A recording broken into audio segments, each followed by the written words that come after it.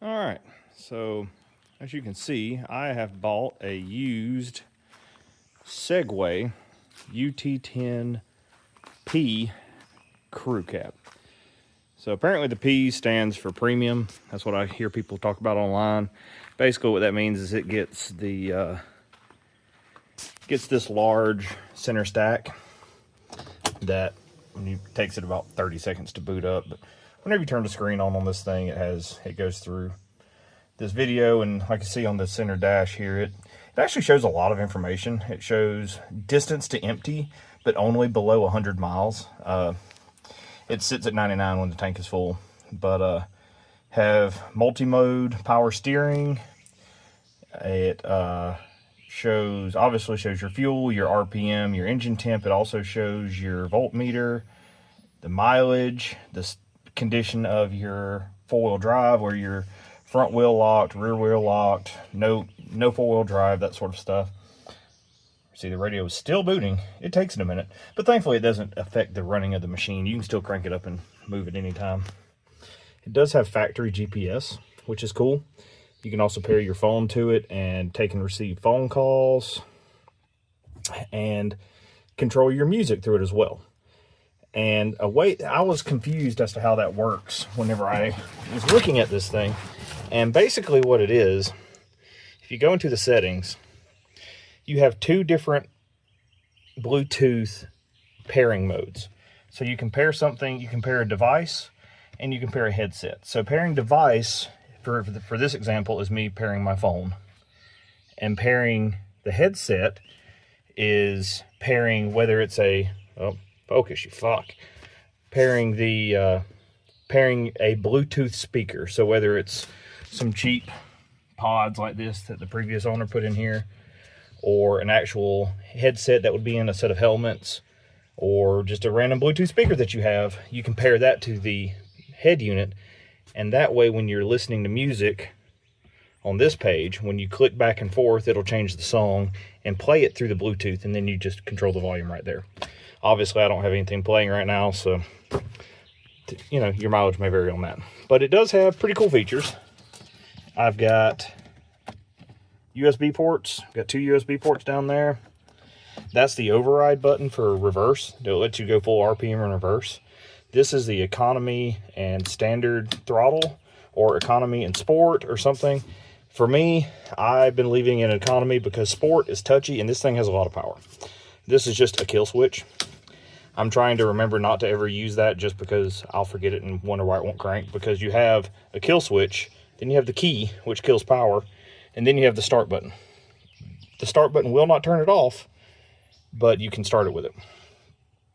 It also has what I find hilarious. It appears to be the parking brake lever out of a 80s Toyota. It works fine. I actually like having a parking brake because you can just leave it in gear and then pull the parking brake on it. Or you can actually use park that is in the transmission. As far as four-wheel drive, this is kind of unique to this machine. So it's in two-wheel drive now. You can click it into four-wheel drive, and it locks in the front differential as an open diff. Then if you click all the way over, it'll still lock in it'll fully lock in the front. But at this point, as you can see here, it shows that the front locker is locked, but the rear is unlocked. So on this machine, once you press this button, that actually, when you pop it out, it actually locks the rear diff. Now I'm showing both front and rear locked. But something I found that's kind of cool, you can run this thing with the rear unlocked and with the front in four-wheel drive, but not locked. So you have an open front and an open rear diff. And for trail riding, like, it doesn't mess up grass, but you still get all the traction that you need. It's actually pretty cool. I'm gonna try that mode more. Now, right here, we've also got the factory winch connector. And we do have some storage up under here. I'm gonna buy some nets that they can put on here. I don't know why they didn't come with them, but other than that, like I said, the machine is all pretty well built. It has a contoured cage, kind of like a Polaris General, and that's gonna make it unique to have its own accessories, but I think it's still a good looking machine. I parked it next to my dad's Ranger XP 1K last night, and his machine is basically dimensionally smaller by like 5% in every way, except for the bed. The bed on this thing is a little bit smaller. I think it's 2 inches less deep and 4 inches narrower than a Ranger XP 1000, and his is like a 2022 model. But once you get up here up under the bed, there's the filler cap on the driver's side, which I like. This thing, there's the oil filter. It's just a standard spin-on filter, and it has a motor that is a parallel twin. It makes about 105 horsepower, and you can feel it. It gets tail happy quick, and it's running factory 30s, and it'll bust them loose when you're running 25 miles an hour. So if you look down in there, that is the belt exhaust. And then if we walk around here to the other side, that right there is the belt intake. And you can see it's already got schmoo on it from where I was out riding in the field last night. Right there is the engine air intake, which you pull that down and it's just a screen, and it goes, the air box goes up in there somewhere. I don't know how high it goes. I need to figure that out. But right here is where, I may need 2 hands to do this. So I paused the video to take these tabs out. But this is the air filter housing. So once you have this open, then you have a traditional cartridge style filter. Now the thing that I don't like about this setup is, not by all accounts, you see there's no gasket on that. This is the cover. There's no gasket on that either. So that is a water ingress point. I am going to look at options to see how to fix that. Also, with these weird triangle intakes, it's going to be a bear, and you're going to have to, someone's going to have to 3D print something or something to snorkel this machine. I would like to get the snorkels above the top of the bed, kind of like on a Defender, but that's going to be a project for another day. As far as everything else, it's all pretty bog standard stuff in my opinion. It does have CVTech clutches, and they do feel really nice. It's got a drain right up under there, and it's actually not you don't screw it out. It's just a plug that you just pull out, but it feels pretty good. And I see now that there's another water, I guess that's a little thing that you can pull out and check and see if there's water inside the piping for the CVT. Oh, let's see, what else is there? It does come with 30-inch factory tires. This one, the previous owner put some, let's see if I can get a view of them. He put some wheel spacers on it. And although they're not a problem on the rear, they are a problem on the front. It does have pretty cool accent lights. It's not a bad looking machine from the front for sure. But with the factory 30s and wheel spacers, it rubs. So what I'm about to do is jack the thing up and take all the wheel spacers off of it just to see how it rides stock.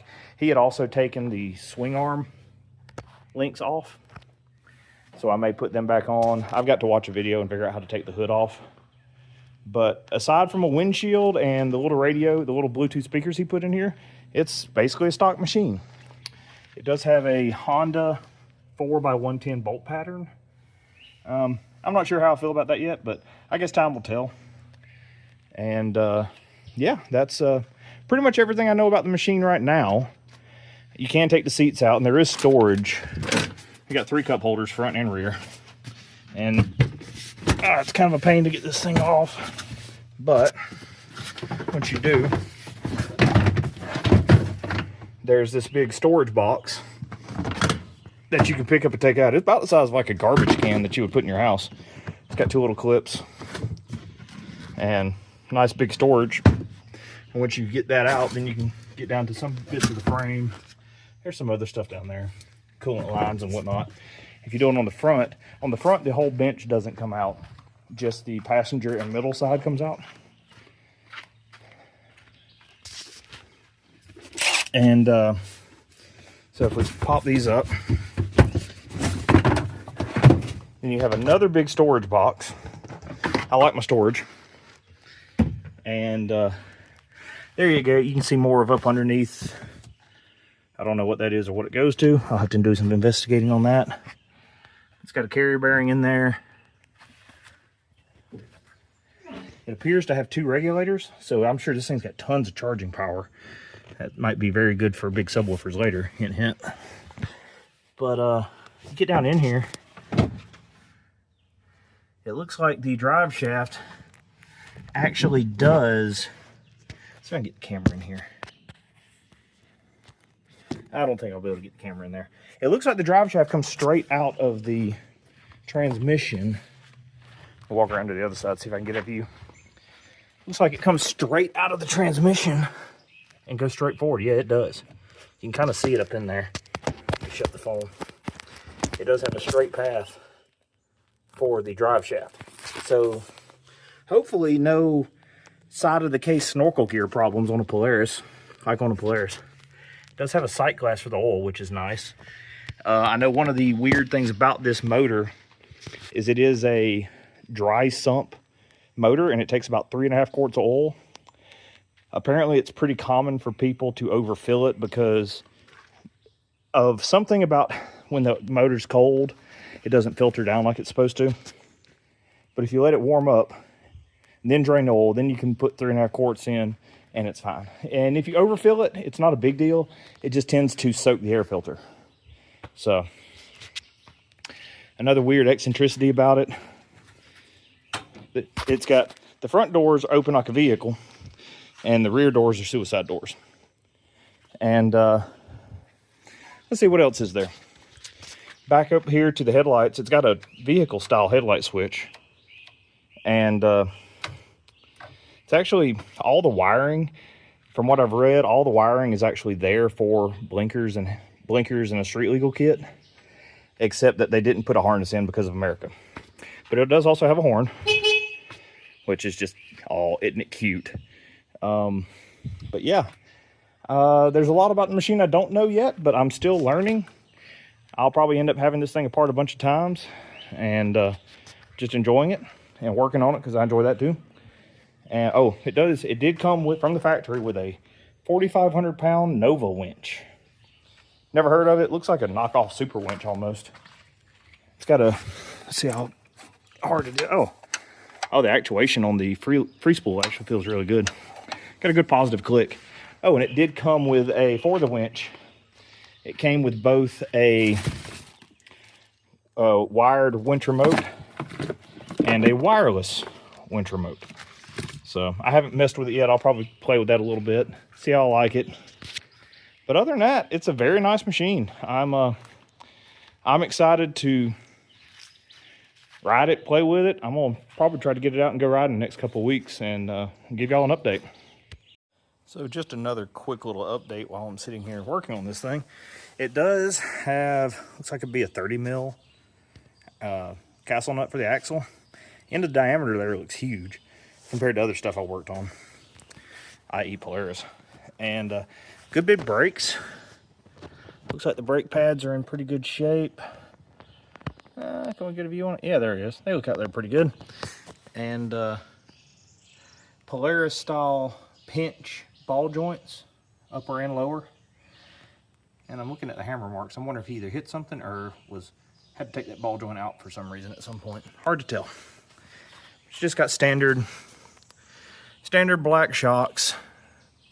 I don't even know what brand they are. Probably some Chinese something or other, which is fine. What does that say? Emissions control information. Oh, don't care. There's is the drive shaft greasable? Oh, I can't turn it. I don't think it is. I can't really see anything on it, but that's the front diff. Front diff actually looks kind of, I don't know. It doesn't look that beefy to me, but we'll see. We'll see how it holds up. Master cylinder, coolant tank. So yeah, there's got to be stuff up under the hood. I just hadn't figured out how to take it out though. I'll work on that and get back with you later. So I did figure out how to get the hood off. Little hood right there. It's just for these push or little pressure fit pins.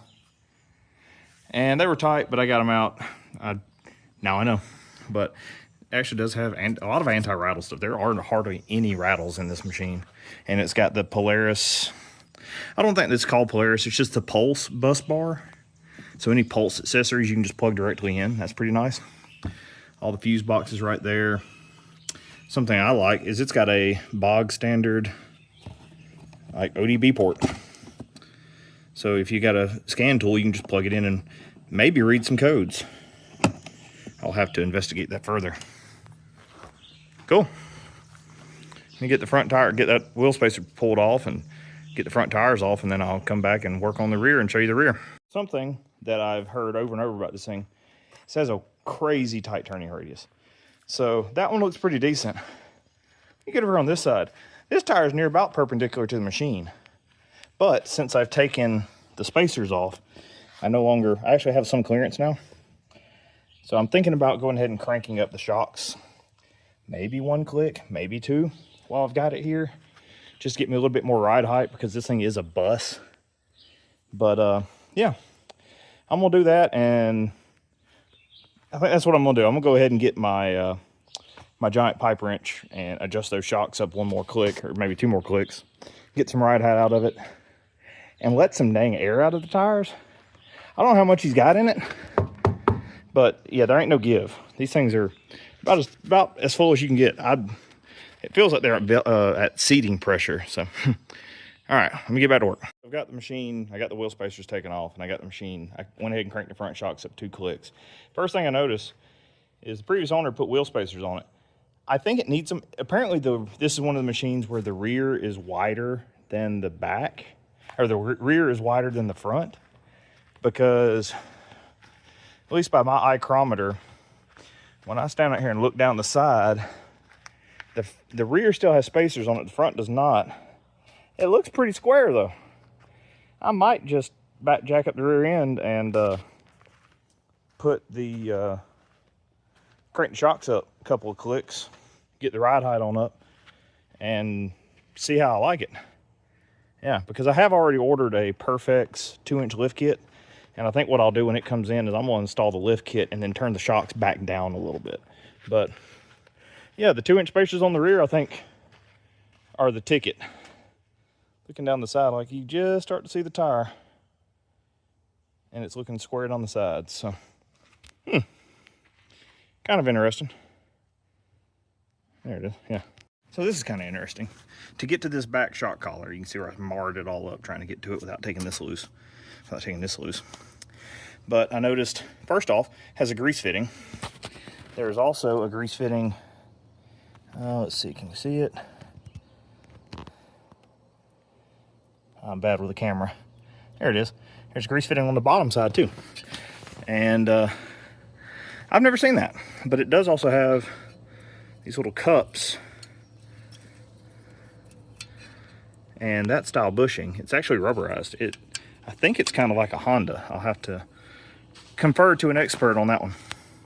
So I'm sorry for having this video chopped up into a million pieces here at the end, but I'm sitting here, I tore the back apart, turning that shock up, and I saw the brake and I was like, oh, there's the parking brake. So it is actually a separate mechanism, although it acts on the same pads though. So if you lose the brake caliper, parking brake's not gonna work, but pretty cool. Get a little better look in here. The axle looks like it's good and beefy. There's a lot going on. A lot I don't know, but a lot I do. Like, what is that cable? What does it do? I wonder if that's part of the bed. Keep it from going too far. I don't know. We'll figure it out later. Cool. Thanks, guys.